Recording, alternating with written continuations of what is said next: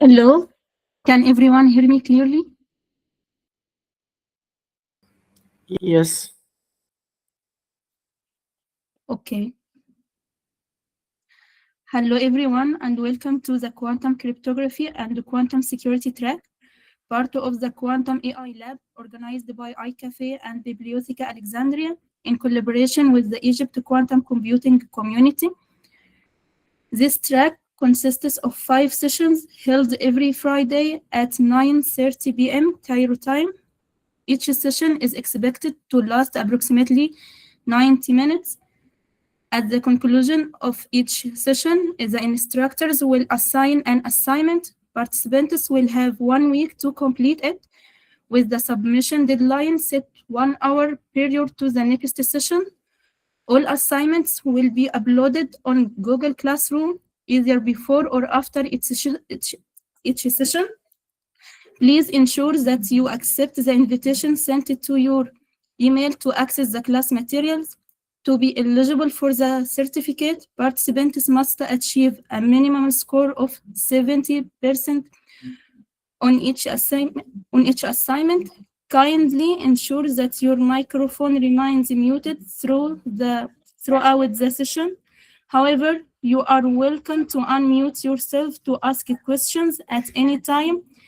It is now my pleasure to introduce our instructor for today's session, Dr. SAMeh Zaghloul, CTO at Fixed Solutions and ex-IBM consultant.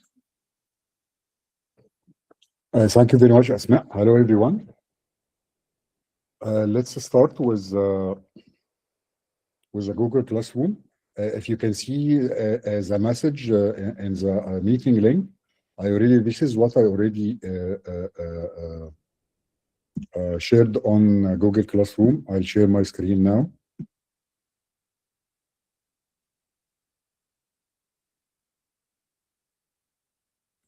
Can you see my screen?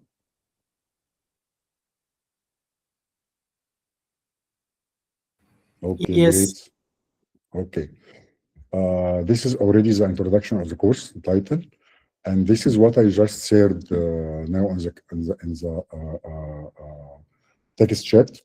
This is the link of the slides, and this is the lab exercise that we'll go together at the end of today's session, and this is the task. Okay.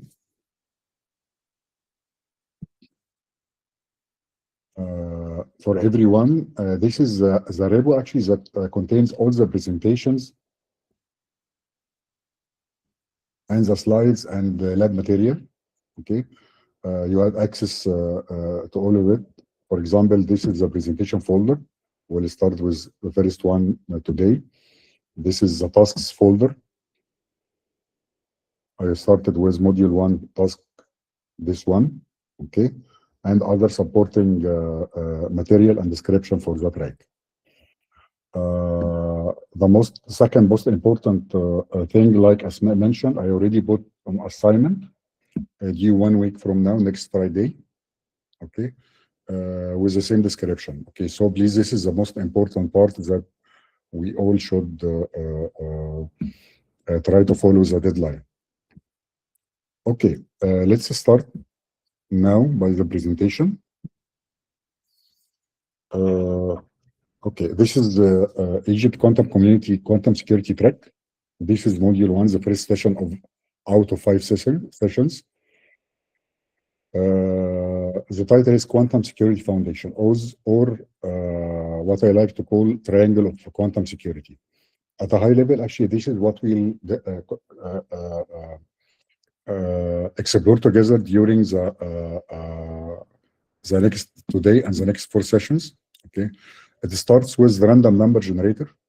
Okay, I believe that all of you has some background in quantum computing and also cryptography. So this was one of the 2 of the prerequisites for this course. So the scenario is as follows actually. Number 1, we need random key for any type of cryptography, either classical cryptography or quantum cryptography. Okay, and we need true randomness. This is the entropy layer, or the true randomness, or Okay, call it root of trust. We generate this key, okay, and then encrypt the key using post-quantum cryptographic algorithm versus this is algorithmic layer using, for example, NIST standard or other standards that we'll go together today. This runs on classical hardware and does not need quantum computing hardware. This is very important. We'll get to this later. And the third part actually is how to transfer this encrypted key. This is the quantum communication part where we transfer. This is the physical layer or quantum layer, quantum channel, where we transfer this encrypted key on a quantum channel. So one actually generating true randomness number using quantum hardware, then encrypt this random key using post-quantum cryptographic algorithm. This is classical hardware. Then transfer this encrypted key on a quantum channel secured by quantum physics, actually. This also need quantum hardware. So this is quantum random number generator, actually. Needs quantum hardware. Post-quantum cryptography does not need quantum hardware, run on classical hardware. Quantum communication needs quantum hardware as well. So this is the 3 steps that we'll explore together. Okay, let's take it in more details. This is the quantum security triangle. Why we call it a triangle? Because it has 3 sides: quantum random number generator and post-quantum cryptography and quantum communication. Okay, and my data are stored on my vault. Okay, this is very simplified example and include analogy by a bank vault or bank safe at the end. Let's start with quantum communication. It uses, as we mentioned, the principles of quantum mechanics for secure communication. This is the quantum communication. We exchange the encrypted keys over quantum channel secured by quantum mechanics. This is the physical layer. Post-quantum cryptography, this is the new category of algorithms which is said to be quantum resistant and should secure our critical infrastructure against future quantum attacks. The randomness or true randomness generator or quantum randomness generator, this is the using quantum phenomena to generate true randomness, random numbers. Technology, as we mentioned, quantum communication requires quantum hardware, and we use a protocol like quantum key distribution, for example. Post-quantum cryptography, this is cryptographic algorithm, but new category or family of cryptographic algorithm, quantum resistance, and this runs on classical computers. Again, this is very, very important. Random number generator actually use also quantum mechanic or mechanical quantum behavior, like photon behavior, for example, actually to generate really random keys. Example for quantum communication, quantum key distribution, are other examples that we'll talk later. Some of the example of post-quantum cryptography, lattice-based Kyber, Beryllium, code-based McLeese, and hash-based Sphinx.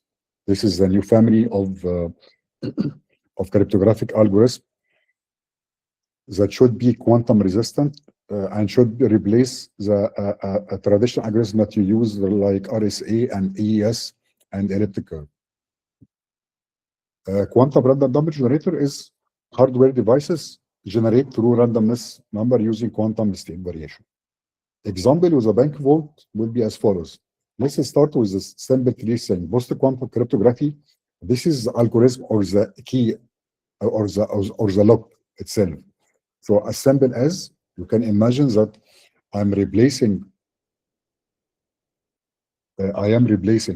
the lock of the vault, this vault actually in this picture, with a new lock quantum resistance. Okay, where this quantum resistance coming from? Because we are using more complex algorithms or arithmetic layer that is post-quantum resistant, like the example mentioned here. So this is the lock. I replace the lock or replace the cryptographic algorithms with another category of a little bit complex locks or complex algorithms that should be quantum resistance. Okay, and this is the random key. Quantum random number generator, I use it to generate true random numbers for the combination code, which is the key. I generate the code of the key using true randomness. And then I transmit this key using a super secure one-time delivery of the combination code or the key using a quantum channel. So this is in a nutshell what we are trying to do with quantum security. Actually, it is not post-quantum cryptography alone. It is not quantum communication or quantum cryptography. Sometimes they call it quantum communication or quantum cryptography. Okay, and it is not true random number generator. It is the three together. Any questions so far?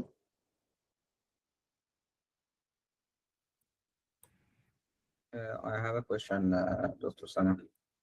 Sure. When you said the quantum random number generator, is it only limited for quantum to random the numbers, or it can be also made by classical random number generators? Okay, very good question. Okay, before the evolution of random number generator, we use something like called TRNG, true random number generator. And to differentiate between the two, actually, let's actually visit how we generate the random keys in our code. We generate random number generator, but using software on classical hardware computers. Okay, but this is called pseudo random number generator.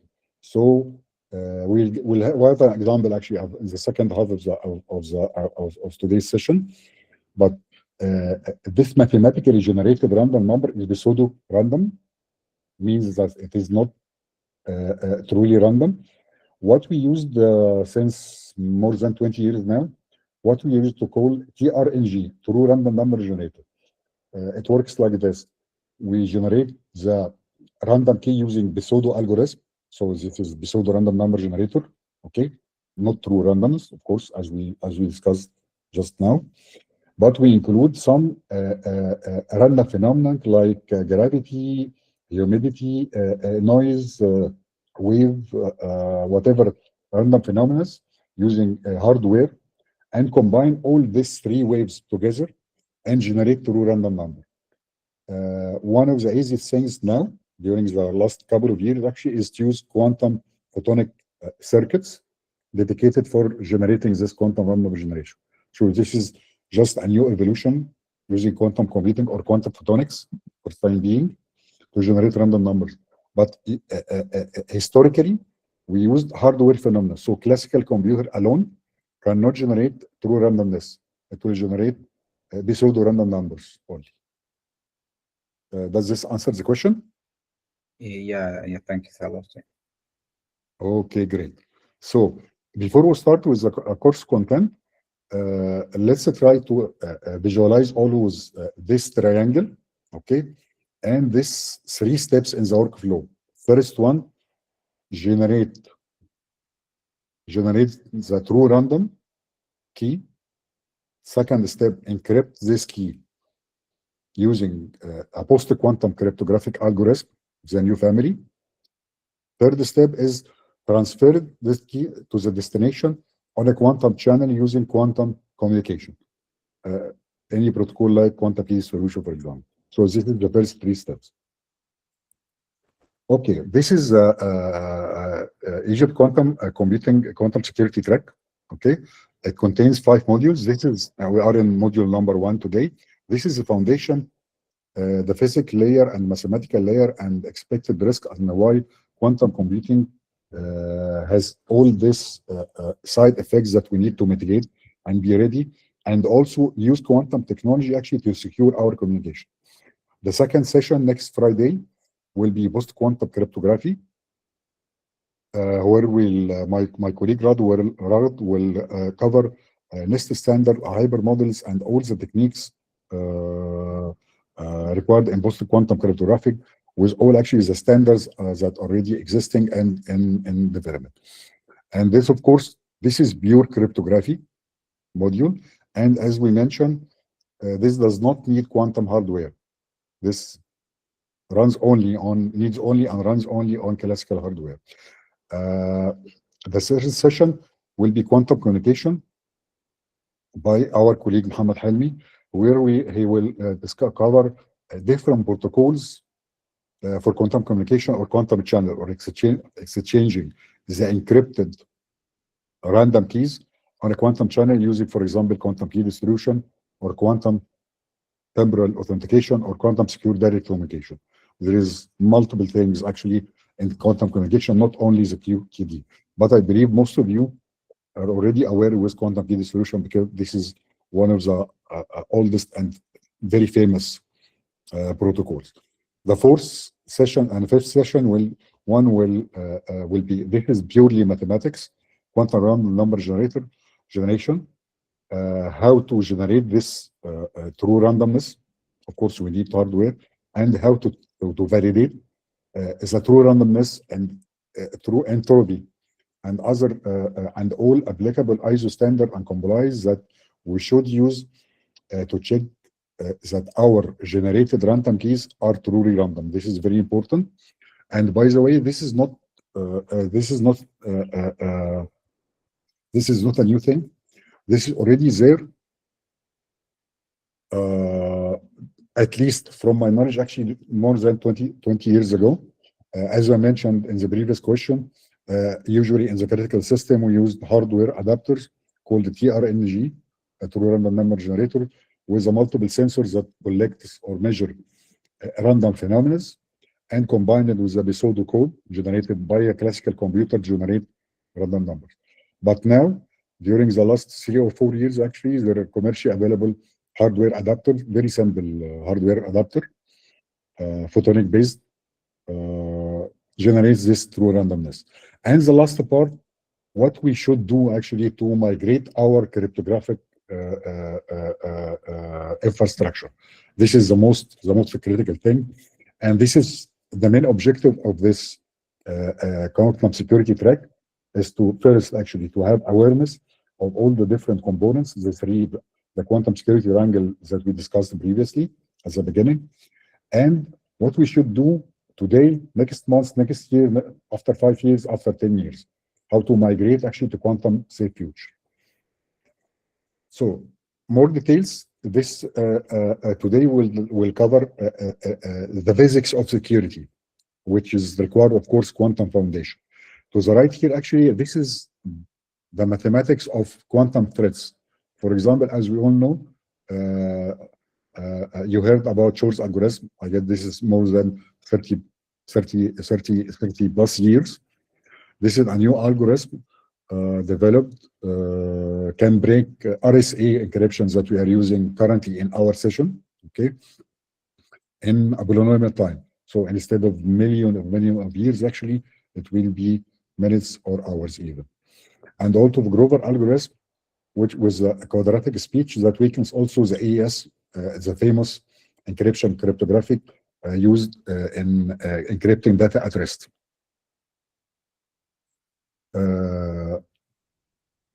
This is the threat to the right, but actually we can use, or we should use actually quantum physics actually to secure our communication. The basic property or theme or features of quantum physics, no-cloning theorem, of course. Quantum SIC cannot be copied.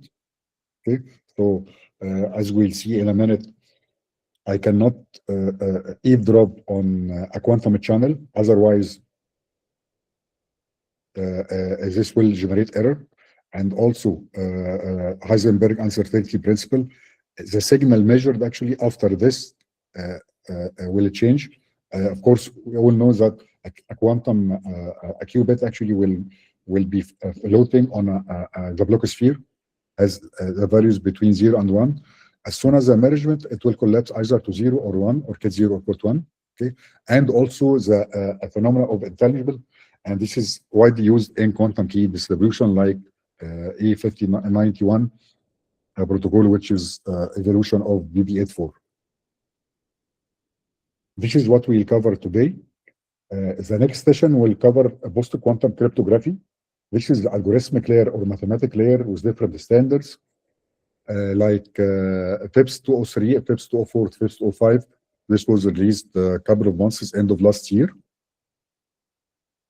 And there is more actually in the evolution phase now. Kyber, which is now known as FIPS 23 ML-Chem, formerly Kyber. This is general encryption and key encapsulation. Dilithium for digital signature, and the Sphinx Plus for stateless hash backup. And there is also the EgQCC, quasi-cyclic. This is a very classical code-based, not lattice-based like CAM, for example. That's also post-quantum ready.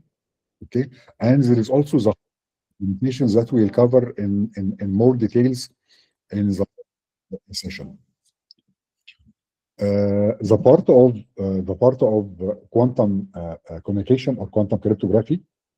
This is the physical layer. Okay, remember this no-cloning theories, Heisenberg uncertainty.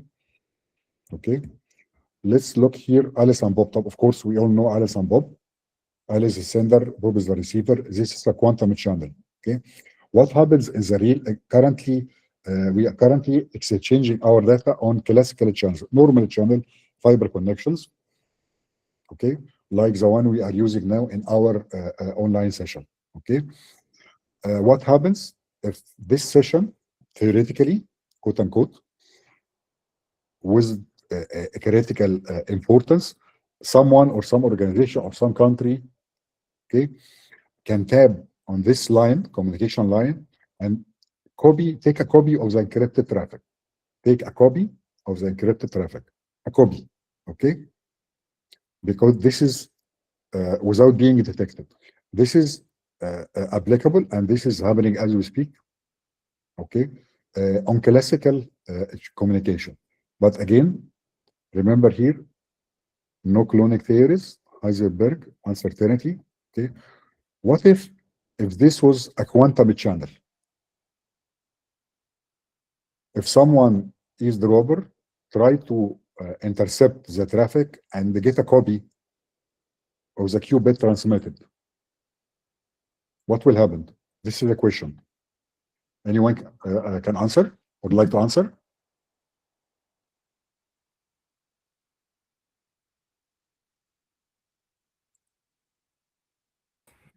I think because of the coherence, the entanglement will or the channel will break.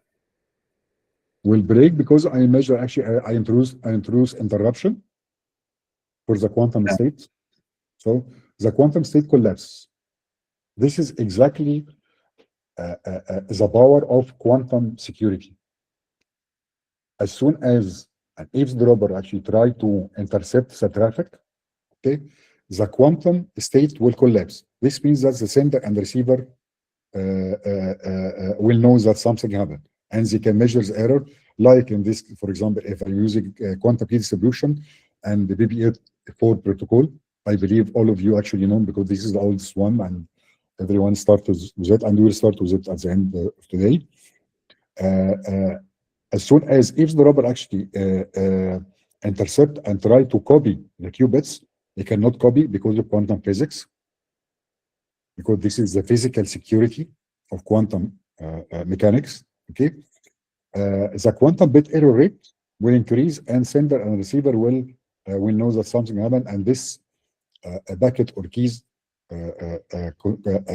encrypted keys, will be invalid, and we will retry resending again. So this is one simple and fundamental and very, very, very powerful application of quantum physics on secure communication.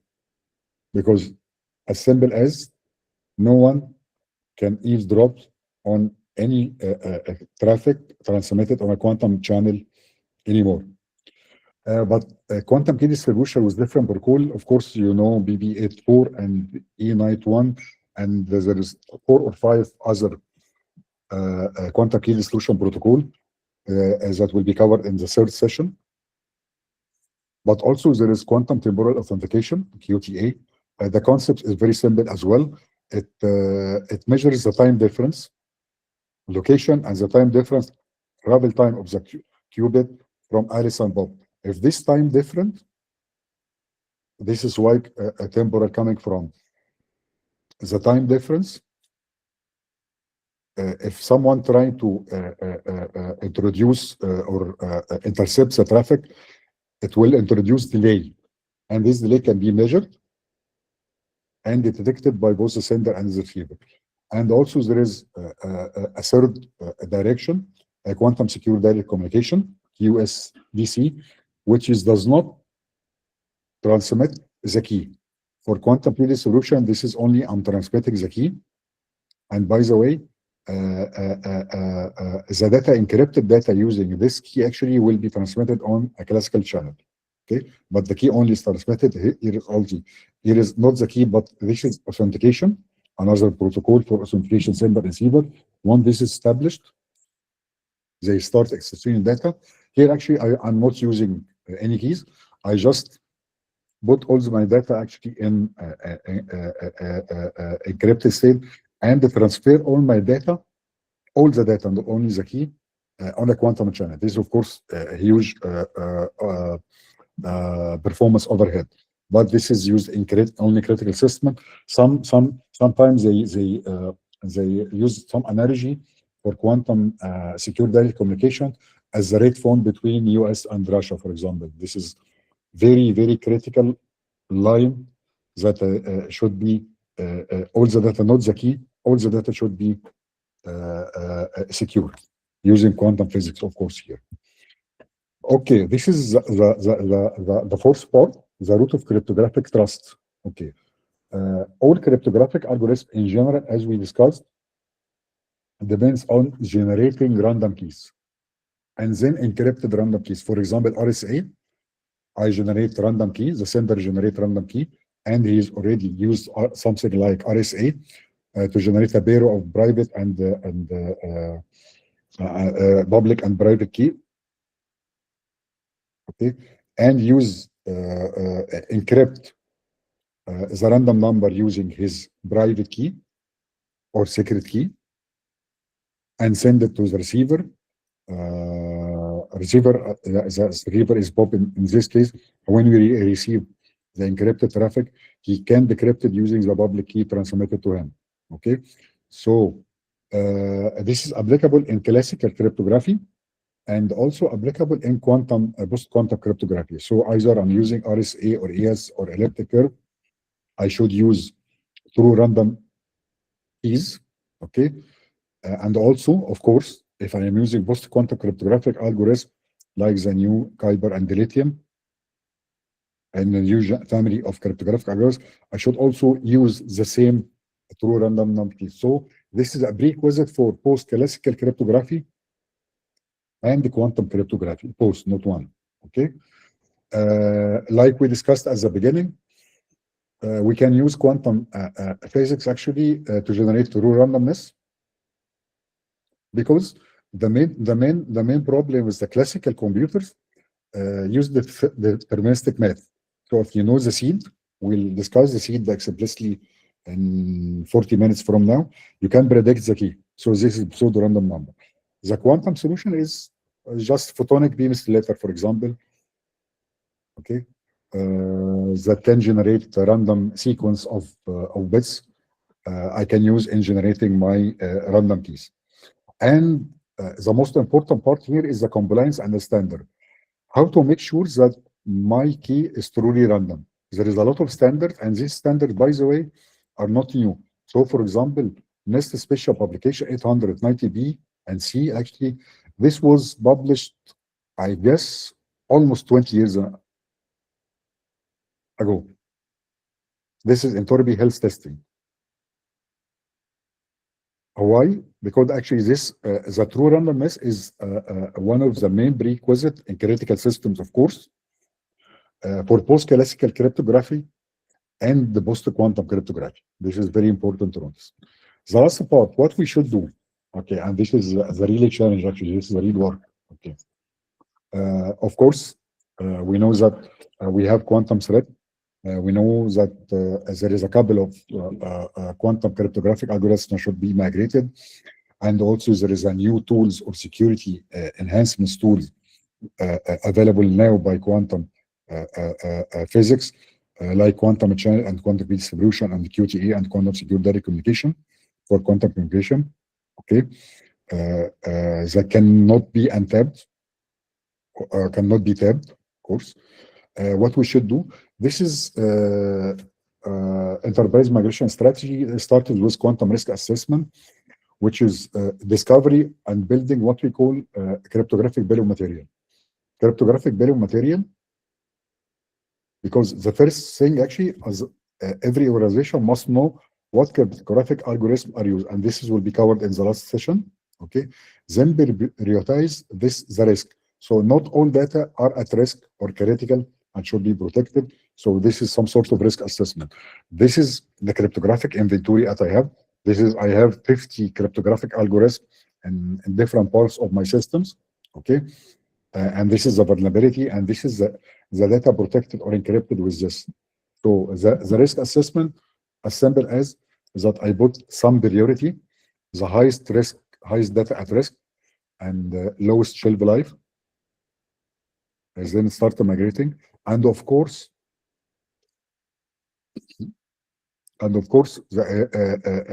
this migration cannot be done at once. So one of the things actually that's usually done, this is already happening during the last couple of years, is we call deploying hybrid model that include current classical algorithms with a wrapper or abstraction layer using post-quantum cryptography. So this was a brief for the track. Okay, the new thing in the track today is we are combining everything together. Is a basic foundation for quantum threats and quantum risk, and what the quantum computing actually can do to break current cryptography, and also to secure current cryptography with all the details, either post-quantum cryptography or quantum communication, and the randomness source of truth for generation of the keys and migration. So this is the main theme of our track, is combining all this together actually to reach something that can be implemented directly. Any questions so far?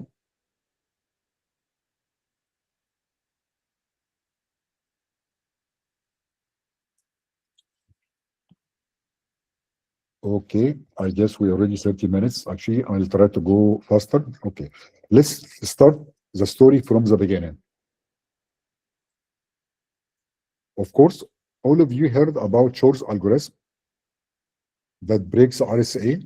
Okay, this is published 26 years ago, 32 years ago, 1994.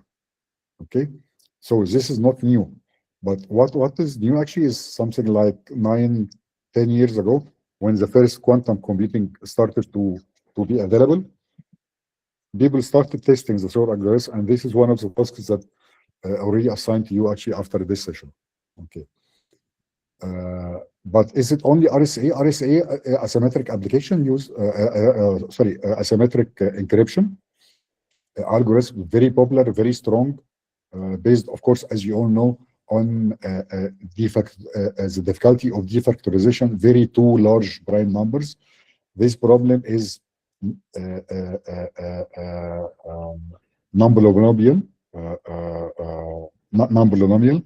and the powerful supercomputer actually can take millions of years to solve it.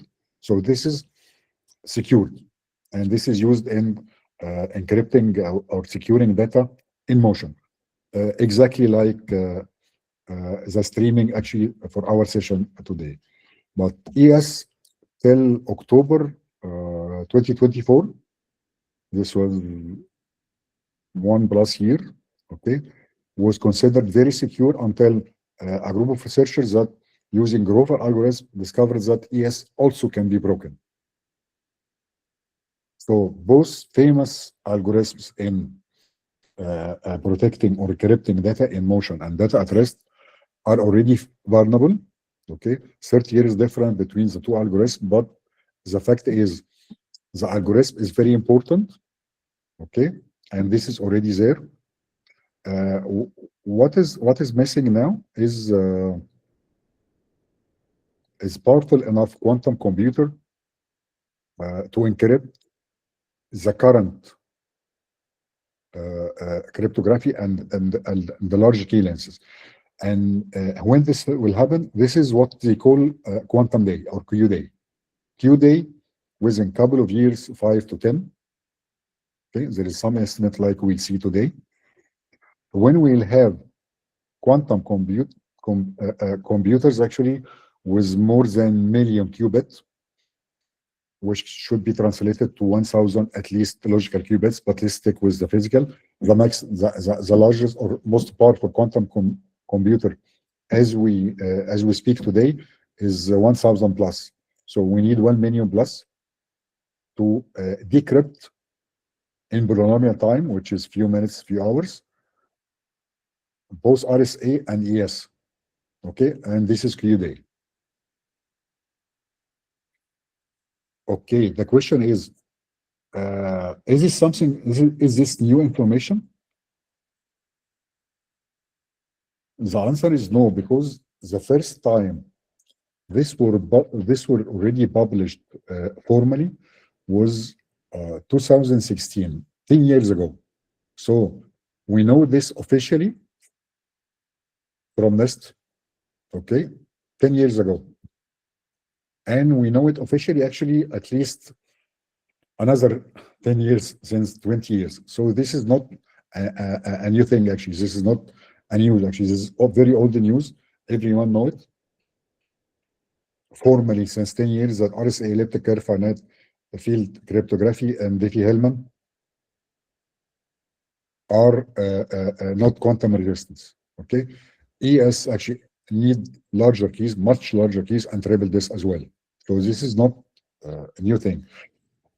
What is happening during the last couple of years actually is the evolution of the technology of quantum computing is moving rapidly. So the Q day is the date actually where we'll have a powerful enough quantum computer to break this cryptographic algorithm is coming very fast. That's why we need actually to act as soon as possible. All right, let's rephrase our problem statement. We are now actually talking about cybersecurity threats of quantum computing. Okay, they call it CRQCs, cryptographically relevant quantum computers, which is simply we can assume that any quantum computer will exceed million qubits. Current now is 1,000 plus. Okay,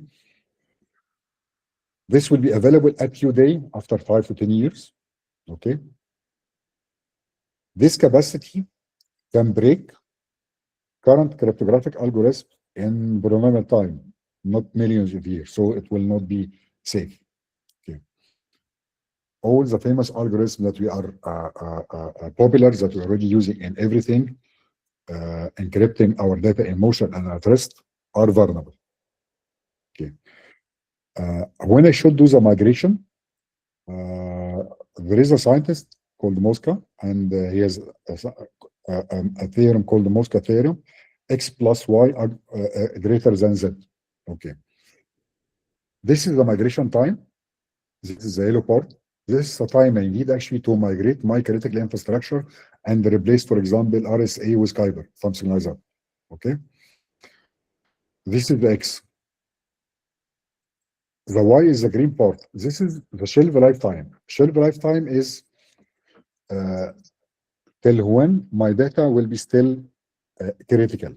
Let's take an example. Healthcare data. Okay, our healthcare records. This is one of the type of data classifiers that have very long shelf life. So I should, every organization should protect the healthcare data for the patient for something like 40, 50 years, because it is still sensitive. So it is after 10 years, it will be sensitive. After 20 years, it will be sensitive. After 30 years, it will be sensitive. After 50 years, it will also be sensitive. What other example? Financial data. Transaction history and balances and general ledger for in a bank or a fintech. This most of the regulation mandates something like 10 years as a minimum to keep records, or maybe more. So when you think of shelf life, ask yourself a question: will this data be critical after 10 years? Being critical if someone knows the data actually after 10 years, will this become a problem? Or after 20 years or after 30 years? This is the shelf lifetime. And one of the very popular example, we all know WikiLeaks, for example, but this was not due because of quantum computing or theft. This one stole the whole communication between US embassies worldwide and published it in WikiLeaks. So this data, diplomatic data, this will be sensitive, for example, like shelf lifetime of 50 years, for example, cannot be disclosed after many years. So this is the definition of shelf lifetime. Okay, so this is X plus Y. So the migration lifetime and the lifetime or shelf life of my data. Okay, Z actually is the time from today to Q day. That's the straight timeline. That's the Q day. Okay, so if X plus Y actually exceed the Q day, I'm in trouble. This means that I must start, everyone must start in the migration now. Okay, and this is happening everywhere in the world. Okay. I believe also that most of you has some background in cryptography. So cryptographic migration or cryptographic transition, this is not the first time that we already face this. So we are not talking here, this is not post-quantum cryptographic migration. This is type of cryptographic transition or cryptographic migration, right? But we have been there before, actually. This is not the first time, actually. So starting from the 70s, during the last 15 years, from the 70s to Q day, there was and there will be actually a lot of cryptographic migration. So this is not the first time. For example, 1970, the NIST actually mandated the transition to this versus using proprietary cryptographic algorithm. 20 years later, RSA was introduced. And the same year, 90, a transition from this to triple this. Okay. 2012, as a recommendation to use, instead of RSA 1024 key lengths, to a 2048 bit transition. So this was migration. Okay. And other migration, like using, like 6 years ago, to use a new larger key RSA 250 or 8022 29 bits. Okay, this was theoretically factored. Okay, 250. Okay, this was mandated to shift to higher ES keys. And also during the last couple of years, okay, this is during the last 5-6 years, actually, different rounds by NIST to publish the post-quantum or quantum resistance cryptographics. And this will continue to Q day. So two things here, very important. Post-quantum cryptographic migration, this is not the first migration and will not be the last. This migration, cryptographic migration or cryptographic transition was happening during the last 50 years. Second, if some organization did the post-quantum cryptographic migration this year, 2026, it can actually need or will need actually to do some minimal migration next year, after 2 years, after 5 years, after 10 years. And this will introduce something called the cryptographic agility. We'll discuss it later. What we mean by cryptographic agility is the ability actually to upgrade my cryptographic algorithm without hard coding or changes in the code of my system, like upgrading any normal upgrade. For example, maybe some of you know OpenVPN and OpenSSH, two of the very popular open source security libraries that everyone uses, OpenVPN and OpenSSH.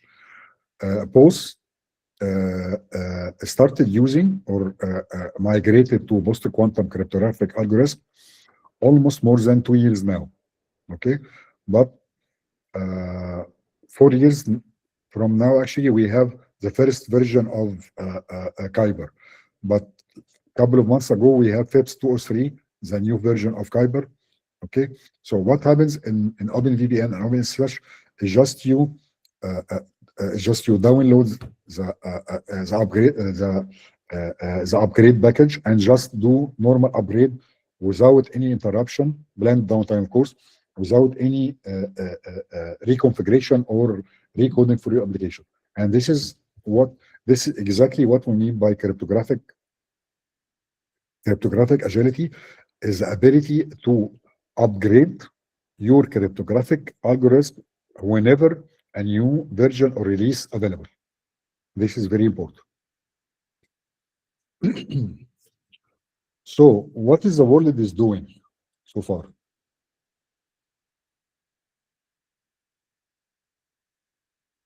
Okay, just make sure that there is no questions on the okay, on the chat. Okay, what is the world is doing so far? So till now, we know that quantum threat is not something new.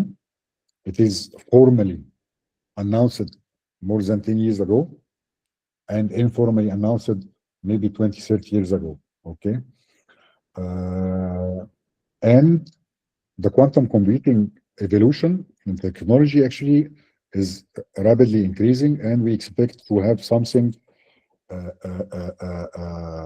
very powerful to break our cryptographic algorithms in polynomial time or real time soon. So what is the world is doing regarding the quantum resistant standards? US, of course, NIST, okay, announced a couple of months ago, FIPS 203, 204, 205, like we discussed. Okay, this is one of the most popular standards that all of the world actually, except some regions, like we'll discuss just now, uses. But also there is a lot of parallel development in European Union, and this is very important because there is no one single standard. US is adopting this standard, but European Union actually is working in a little bit parallel direction.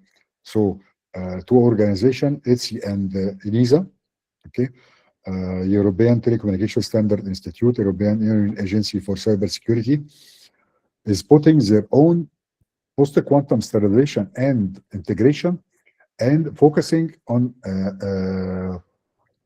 hybrid key encapsulation.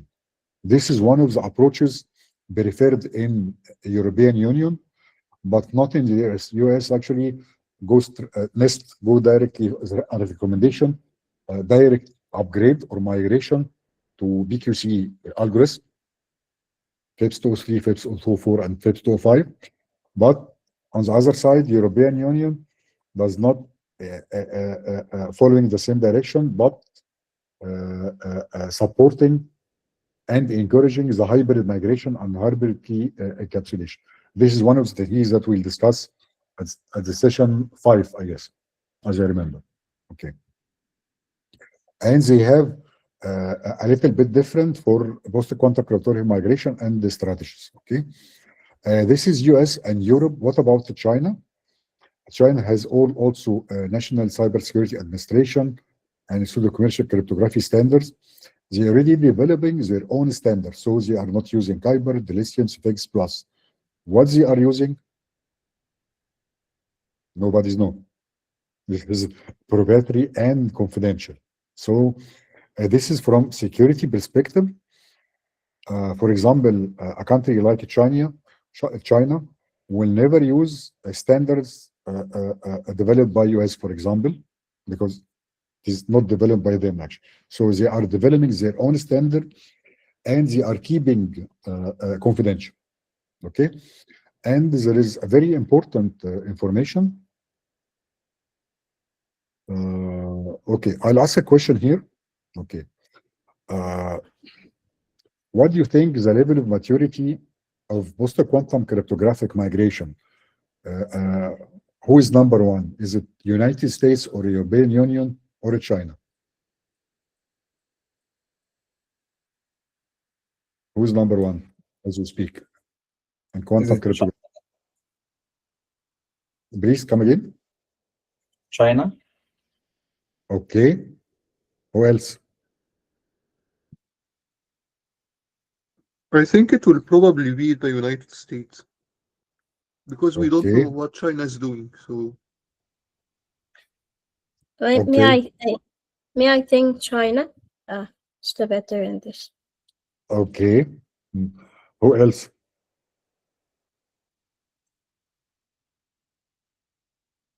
Ahmed Suleiman has an opinion in the chat.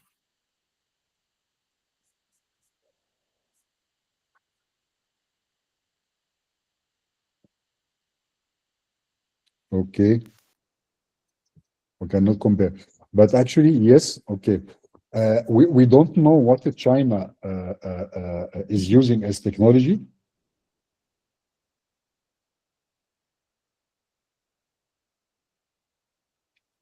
What China is using as technology, but we do know that all critical infrastructure in China is already secured by the triangle of quantum security that we discussed. This means that they are already using their own post-quantum cryptographic algorithms. And of course, they are generating the random keys using quantum technology. And they are using quantum communication in their communication, all the infrastructure, critical infrastructure, government, military, and even satellite communication. And they did pilot last year with South Africa for quantum communication pilot. Okay. Remember this point, okay? When we talk about harvest now, decrypt later in a few minutes, okay? So China is number one. We don't know, of course, but we know that they're already securing their infrastructure. Number two is the European Union in maturity of pilot project, and also the Far East, Japan and South Korea. The United States is pioneering for the standard, but the implementation and the quantum risk assessment on migration is going a little bit slower. Okay, but also in our region, in the Middle East, there is a couple of countries actually started to put some strategies and timelines for completing the quantum risk assessment and cryptographic bill of material. Okay, some of them are using list standard. Some of them are using their own flavor of Kyber, for example. Okay, by the way, actually, historically, even before post-quantum cryptography, classical cryptography, all critical infrastructure in the world usually, for example, we use RSA. Okay, we'll use RSA in public application accessible by users on internet. This is of course, but in critical communication like military communication, for example, all the countries without exception, they will take the RSA, for example, and make their own flavor, actually customized version of RSA, customized flavor. But it is built also on the same basic cryptographic algorithm. So this is not new. What China is doing actually is not new.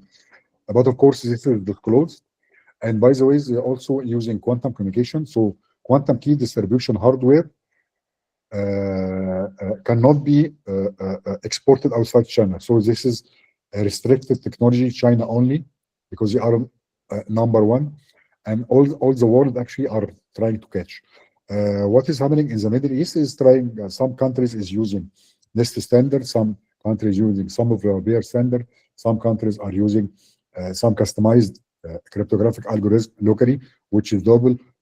All academic research institutes in the world actually has very great cryptographers, and it is very easy actually for any country to develop their own flavor of whatever post-quantum cryptographic algorithms currently.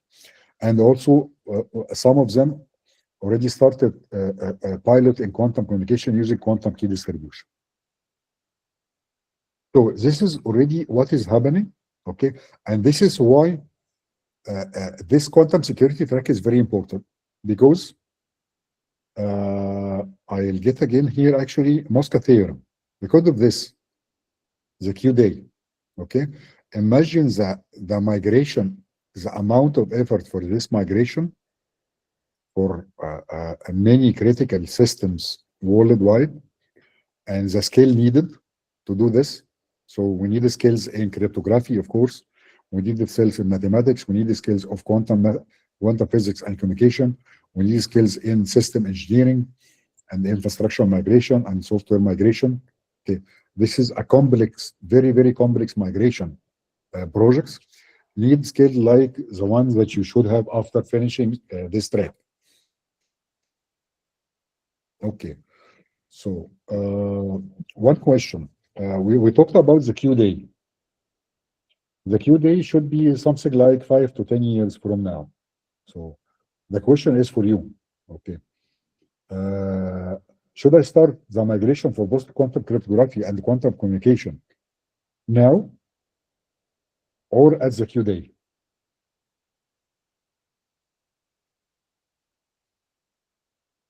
Should I wait or should I start now? This is the question. Should I wait for this migration or should I start now? It should be now, because right now the encrypted data, if it's stolen, it can be decrypted later. It depends, of course, Exactly. what type of data, but confidential data or data that will still be valid after 5 to 10 years should be encrypted. So the migration should be done for this kind of data. But for the rest, it can wait until quantum day. So it depends on the type of data. Okay, great. Okay, very clear answer. Okay, who else wants to elaborate?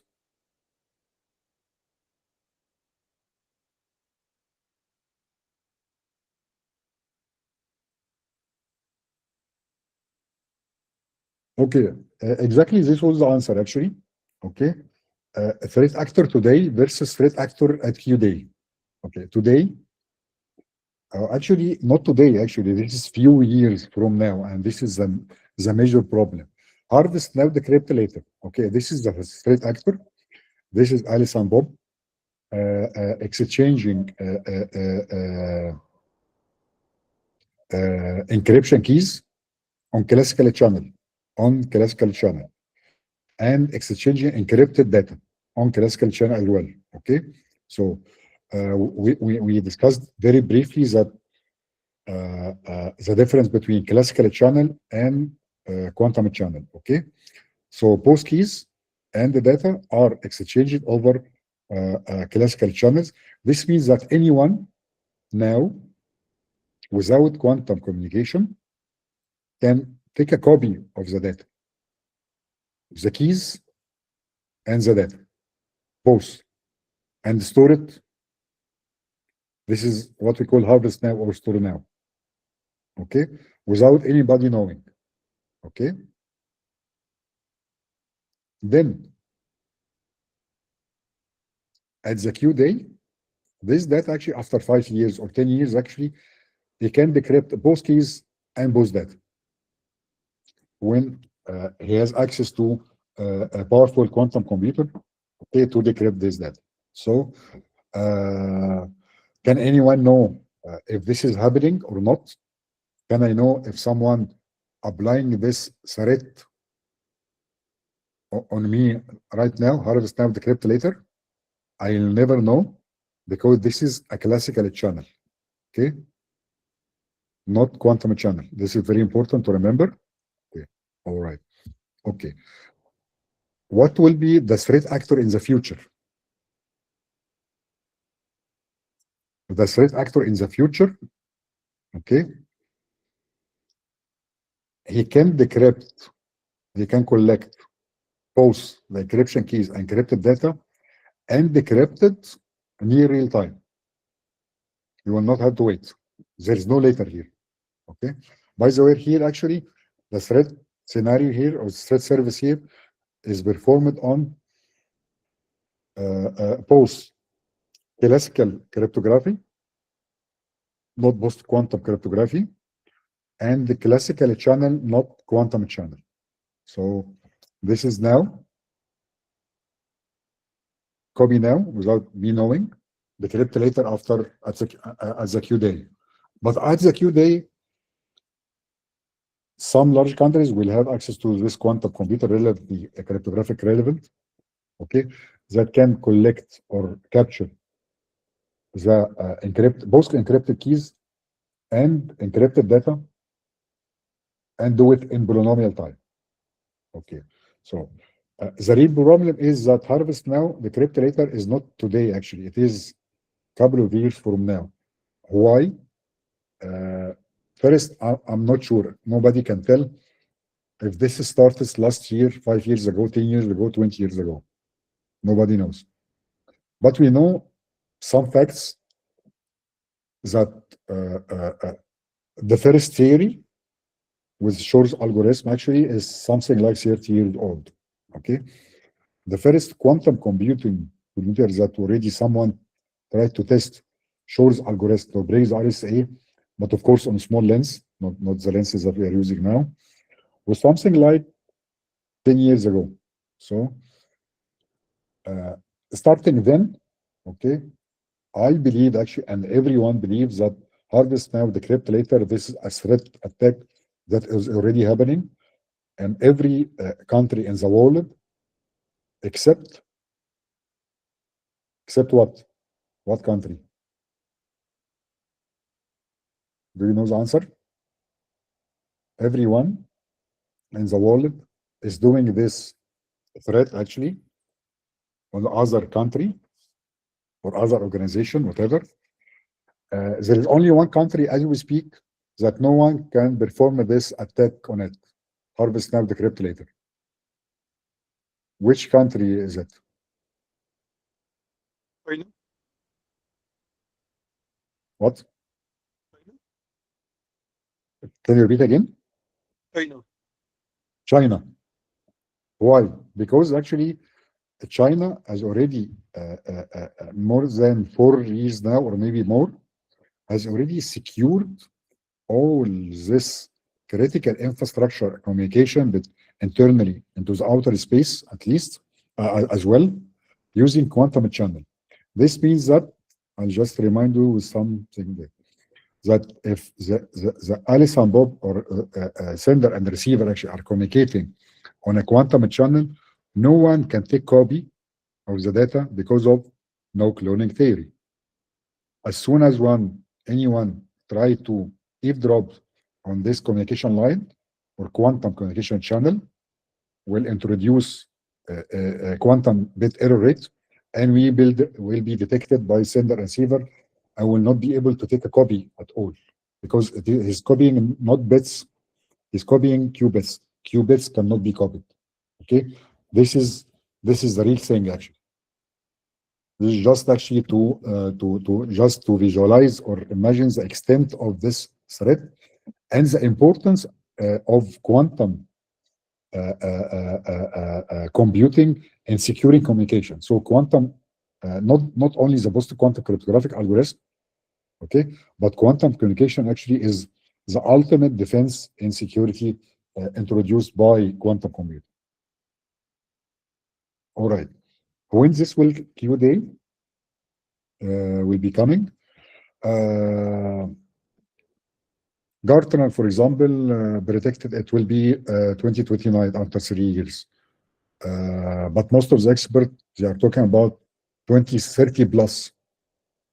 Okay, in Germany, for example, they put 2030. So after 2030, they showed in Germany, for example, this is local. Any critical infrastructure must not be used any classical cryptographic algorithm. The migration should be done. But in US, actually, they are putting 2035. So they are putting on 2 stages, actually. Do not, after 2030, do not use any classical algorithms. Okay, by 2035, actually, the full migration should have been done. So it is, so the answer of when Q day, no one knows, but it's expected within 5 to 10 years from now. Some quick recap about post-quantum cryptographic mathematical foundation. Of course, the lattice-based is the most popular and most efficient and most performance perspective. Okay, is lattice is the shortest vector problem or learning with errors. Okay, most of the standards by NIST actually is lattice-based, and also the hash-based already very popular. And the code base is still like McLeese system. Okay, this is McLeese. This is code-based cryptography is very popular. This is something like 40 years now. Okay, the new version actually is quantum resistance. Okay, so we have multiple choices of selecting the right cryptographic or post-quantum cryptographic algorithm for the right use case. So we have multiple choices. This is part of the assessment. I need to migrate to which one, because we have multiple new EgQCs algorithms. All of them are quantum resistance.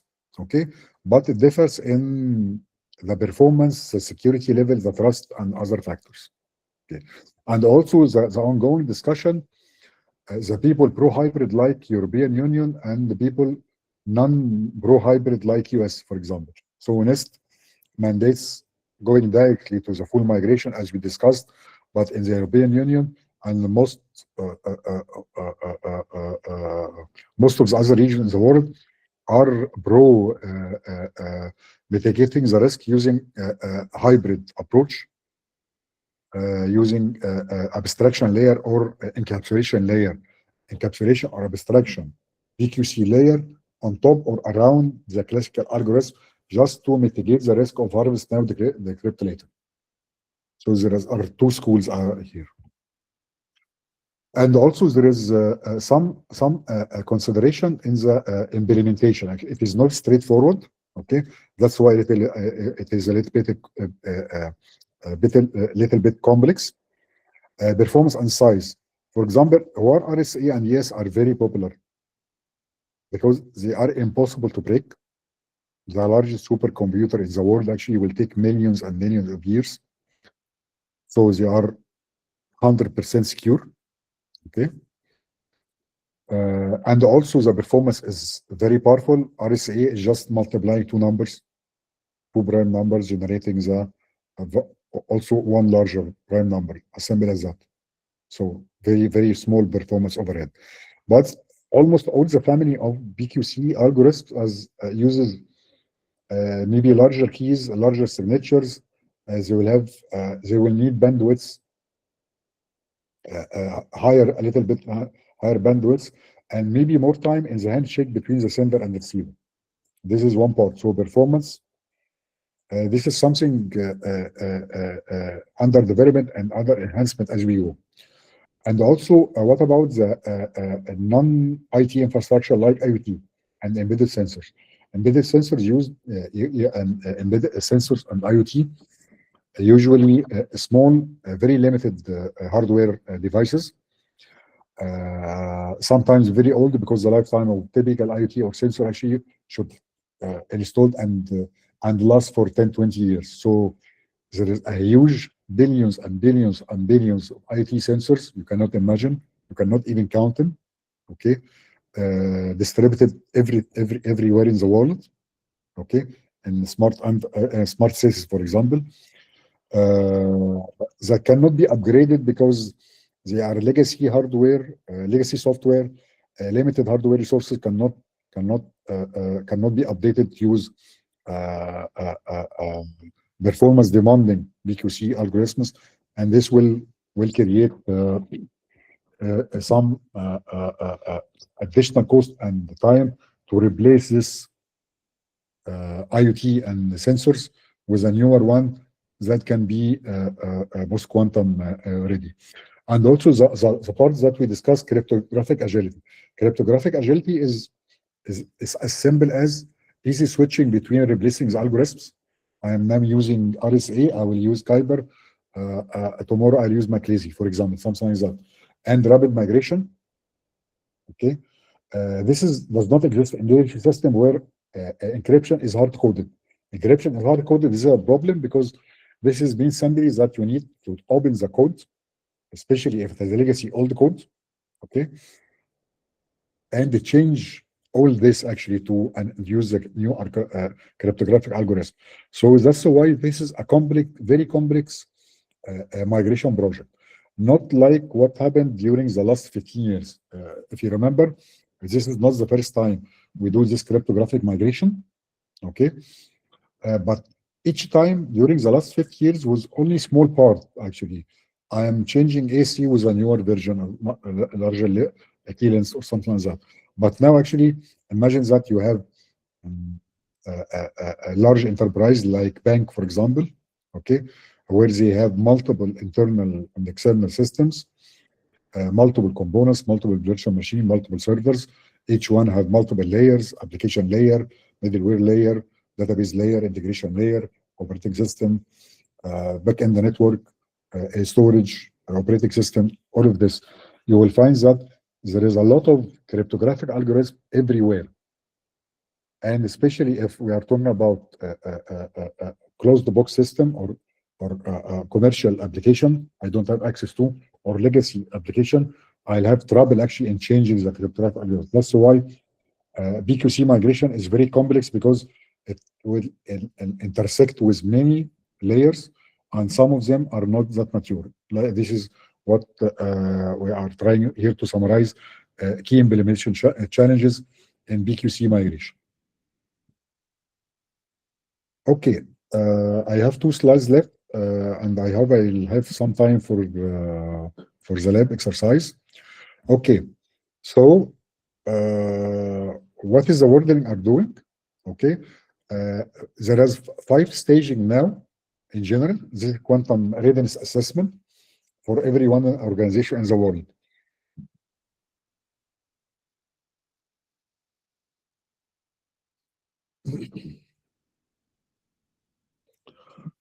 Five stages. The denial stage, there is no something like quantum computing and quantum threats.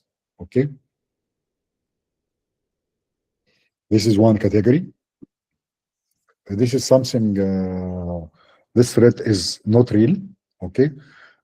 Another category is bargaining. Still, they acknowledge that there is quantum threat, but there are some other priorities right now in their organization, like AI and the cloud, and especially in general AI. And usually say, we'll deal with it later. And the third category actually is in anger or frustration, because they realize the complexity of this migration, and they understand, like I hope we all understand now in this first session, how complex it is, and they see it a lot of work. And another category sees that they will not have the budget or the time or the resource or skills to do it.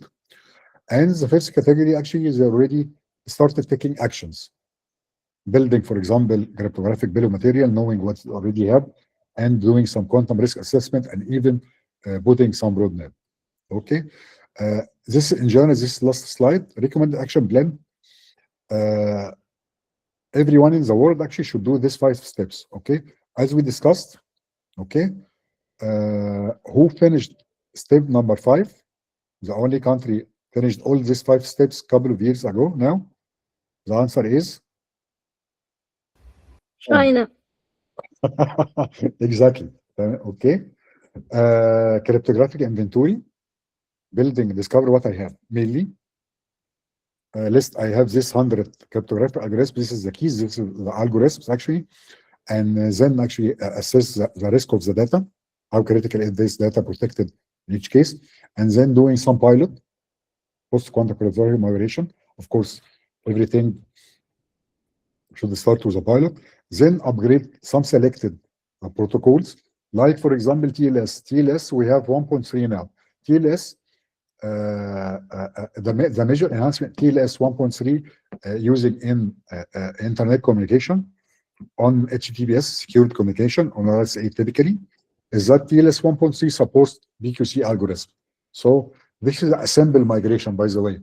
Just upgrade my application web servers, use TLS and certificate PKI infrastructure to use TLS 1.3 instead of 1.2 and 1.1. Simple, actually. Then step 4, actually starting engaging hardware and software vendors to check if I have a database and it uses, of course, ES. Okay, I check actually what's their plan actually to migrate to use another EgQCC cryptographic algorithm. The good thing here, the bad thing here, there is bad side and good side. The bad side, if I'm using commercial hardware, I'm depending on the vendor actually to do this migration. I'm just waiting. Okay. On the other hand, the good side, if I am using open source software, okay, this already 99%, there is a 99% chance that I already, this open source software or middleware has already done this post-quantum cryptography migration, or I can do it easily. The top 2 examples, very famous examples that we all know and we all use, OpenVPN and OpenSSH. 2 of the mostly used open source security softwares, and they already did this migration more than 2 years ago, and they already committed actually to committed to cryptographic agility. Whenever new standard or new algorithm, enhanced algorithm appears, they already migrate to it. So finally, the migration roadmap. This is usually a couple of years, actually. This cannot be done in 1 year. This is typically from 2 to 5 years, actually, migration. It depends on the complexity of the infrastructure. But we should start now with step 1, okay? And doing some pilot and doing some hybrid migration. So this was the last slide. Okay. Any question before we go to the lab?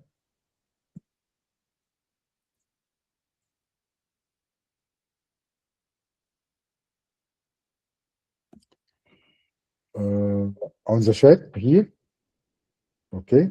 I already posted the same information. I believe all of you has access to Google Classroom, okay. This is the link of today's slide, okay. You will find this is one repo, contain presentation folder for all slides, and contain different folders for lab exercise, and contain different for tasks. Okay, so please feel free to. This is the task, by the way. I'll just discuss the task very briefly. There is 2 parts: research component. Do some investigation to show the algorithm, okay, and how it is applied to RSA 2048 prime factorization problem. Just compare, actually, try to understand why Shor algorithm breaks RSA, and what is the algorithm is actually doing. what is the number of operation order complexity, okay, compared classical versus quantum, just to have the feeling why actually quantum computing with Shor algorithm can break RSA in polynomial time. Okay, and there will be a coding assessment, very small Python code to simulate small-scale Shor algorithm factorizing numbers, for example, 15, something like that. The largest key length recommended now is 2048, right? The best you can do actually in a classical computer on your laptop is to defactorize something like 15 number, not okay. Question here actually, can I use supercomputer actually to factorize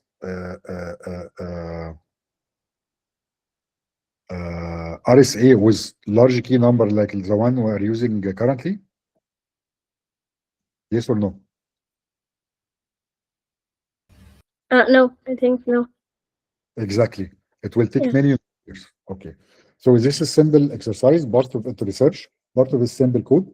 The idea actually is to get some overview or a feeling about the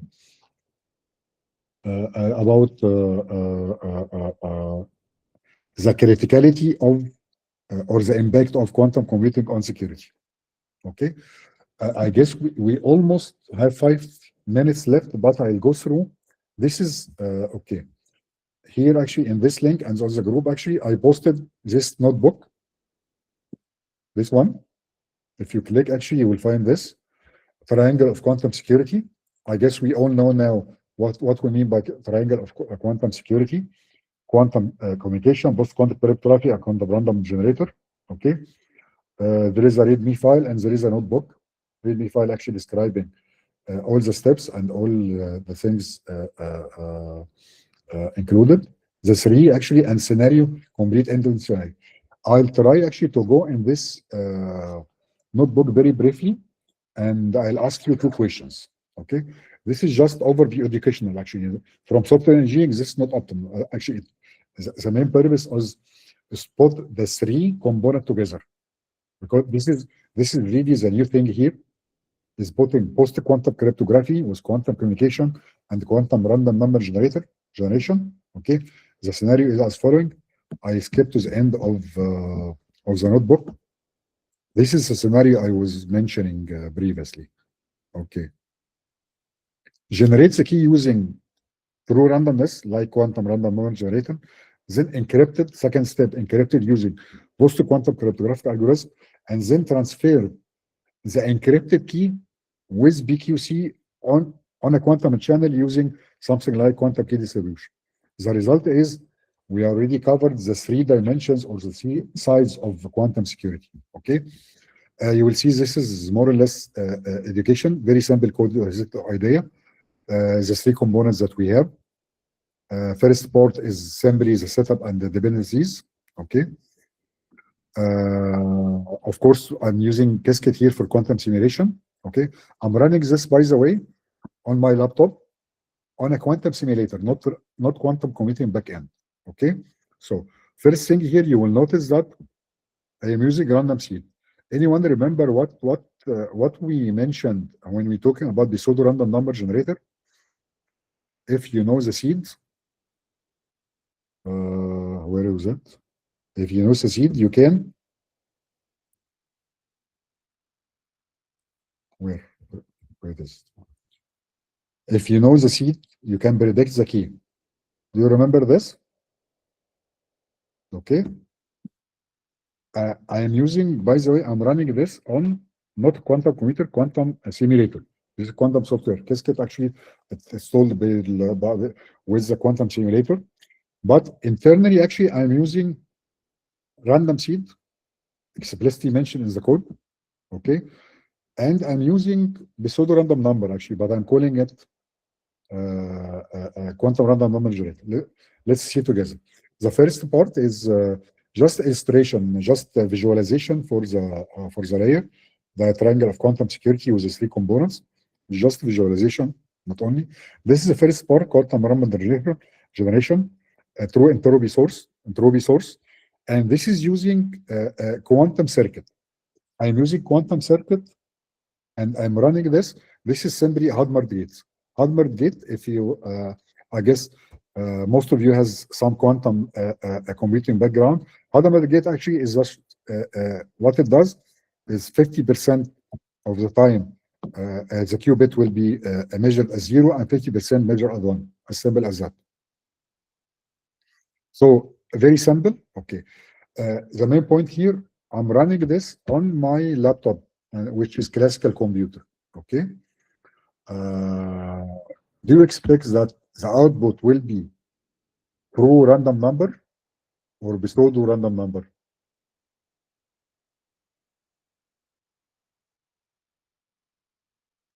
Pseudo random number. Okay.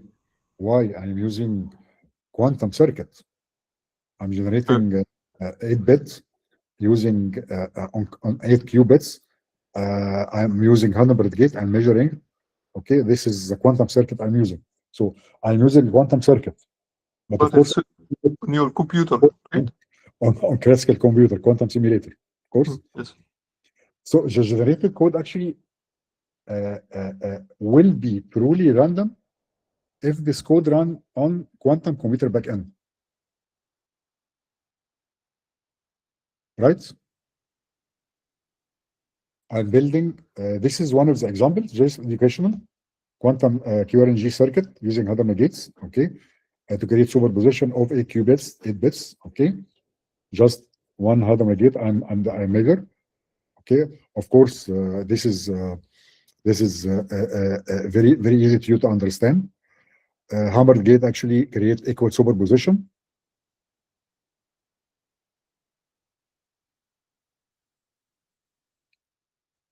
Okay.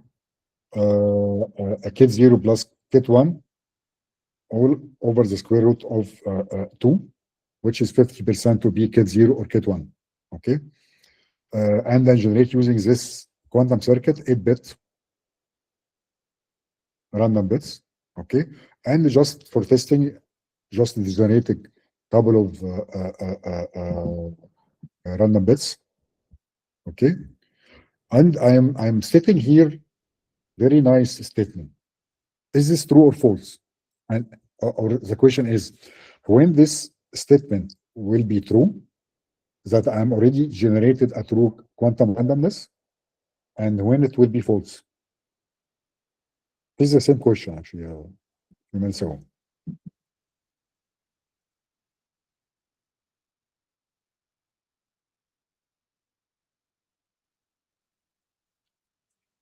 You already answered. Okay, I can answer it again. So basically, if you're using a quantum simulator, it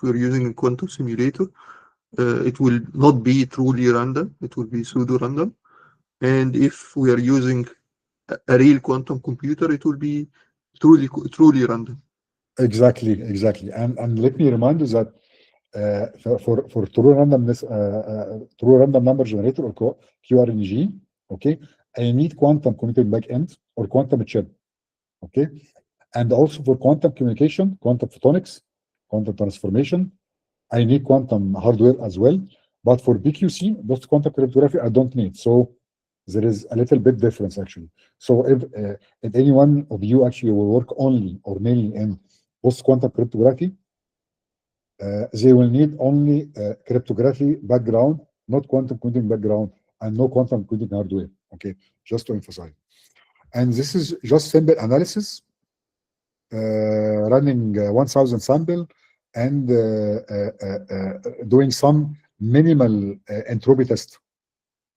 Okay, there is a lot of tests actually that we'll cover together at the 5th session.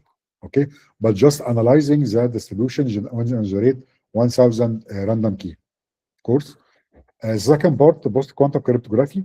This is the classical part. Okay, of course, this is a summary: RSA, elliptic curve, ES. Okay, and Kuiper Delessman, just comparison summary. And there is no quantum circuit here, so I'm not using Qiskit, no quantum circuit. I'm just using a light version or simulated version of Kuiper. using module learning with errors. Okay, this is the scenario. This is normal scenario. Alice generate both public key and secret key or private key. Shares the public key with Bob. Bob encapsulate the data using the public key, send it back to Alice. This is classical asymmetric encryption. Alice actually will decrypt it using her private or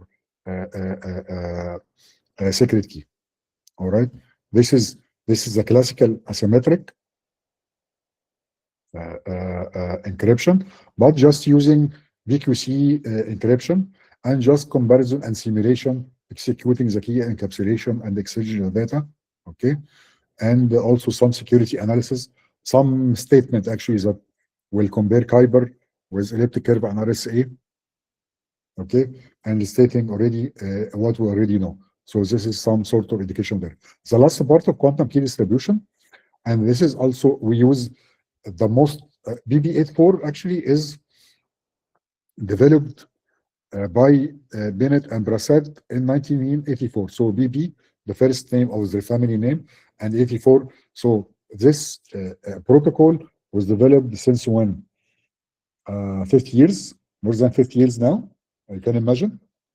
So there is nothing new that we are discussing today actually. All this actually in theory were there many years ago. I believe most of you has already heard of quantum key solution and specifically BB84. This is 101, by the way. Okay, and of course the same that we mentioned, no-cloning theories, measurable collapse as soon as you measure. Of course, that's why no one can do harvest now, decrypt later. It is just summary for the protocol. The sender Alice actually use a quantum circuit to do some polarization for the photon in either this direction, rectilinear, horizontal or vertical, or diagonal, 45 degree or 35 degree, for only for polarization states. Okay, and then send this to Bob, generate either rectilinear or diagonal, encode the qubits is a random basis that she chooses, sends the qubits to quantum channel. Of course, this is the most important part. Okay, Bob actually apply, choose the basis, random, measures the qubit, and shares the results. So not the measurement, only send the basis choices back. And when they agree, okay, of course there is some bit error rates and decoherence. So in QKD actually, in general, if I have less than 11% quantum bit error rate, so there is no intruder, so they can match actually the corrected or the matching results for the basis. This is the main layer of the protocol, of course, and describe the status. And this is the example for the classical the quantum circuits that Alice uses to prepare the bit before sending. Of course, it will be a variable between the four position. They are called Bell state. If you heard it before, the rectilinear, horizontal, vertical, and diagonal 35, 145, 155. Choose one of the four. And in the other side, Bob also uses quantum circuit to apply on the received quantum gates, quantum bits, okay, and shares the result, the matching results once you back with Alice. And of course, the same points that we discussed in quantum random number generator. This will be truly working, and this will be through quantum channel, like here, quantum channel. Okay, if I am running this on a quantum computing backend, but of course this is simulation, so this is running actually on a classical channel, but I'm simulating. So this simulation, this is very popular techniques that all of you already using. Use simulation actually to develop the algorithm, then test it on a real quantum computer. Then file the testing for the communication scenarios. and the statement actually just stating actually what is happening for PB84. And the last part actually putting all this together. The three. First one, generate through a random key, then encrypt the key, then transmit the encrypted key over quantum channel. And this is the scenario that already discussed previously. And that's it.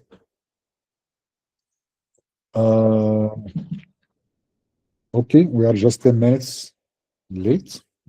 Okay. Any questions?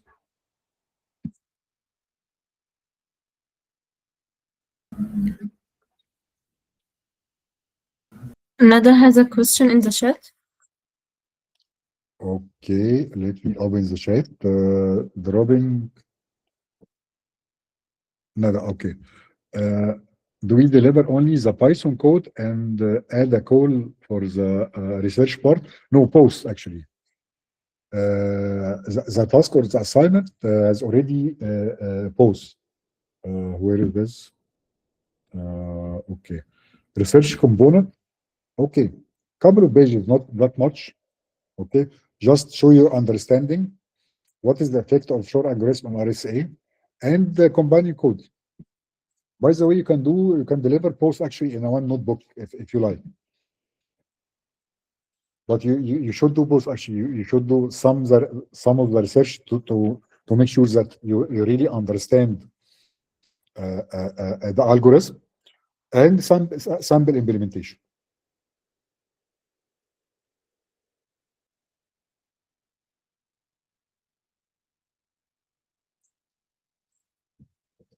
Okay, great. The last point actually that I need to stress actually, like Asma mentioned on our group, actually mandatory might not be. Sorry, attendance might not be mandatory because we just noticed that there is some different time zones, but assignments are mandatory with the due dates. So, for example, you already have on Google Classroom the assignment with due date next Friday. So please make sure that you submit your solution, the two parts, the research part and the code part, before next session. Then I upload it as PDF, of course, yes, but we need Python code actually. The research, of course, PDF, but the code should be a Python file or notebook. رائع.